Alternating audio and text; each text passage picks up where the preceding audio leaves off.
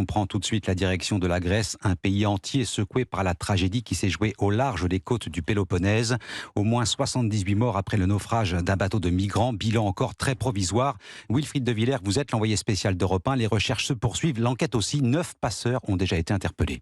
Oui, 9 Égyptiens arrêtés dans la ville portuaire de Kalamata au lendemain du drame. Ils font partie des rescapés du naufrage. 104 survivants au total, uniquement des hommes d'origine égyptienne et syrienne. Des centaines d'autres personnes sont toujours portées disparues. Selon certains témoignages, elles étaient plus de 700 à bord du bateau avant le naufrage. Un autre rescapé affirme lui avoir vu des enfants dans la cale du bateau. Alors ce matin, une dizaine de navires et 2 hélicoptères quadrillent toujours la zone au large de la péninsule du Péloponnèse pour tenter de retrouver d'éventuels survivants.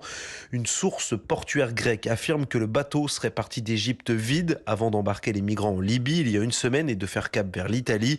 Les migrants secourus vont être transférés ce matin de Kalamata vers une ville proche d'Athènes dans un centre d'accueil médicalisé. Wilfried de Villers, envoyé spécial d'Europe 1 en Grèce, le pays qui a mis entre parenthèses la campagne des législatives pour respecter 3 jours de deuil.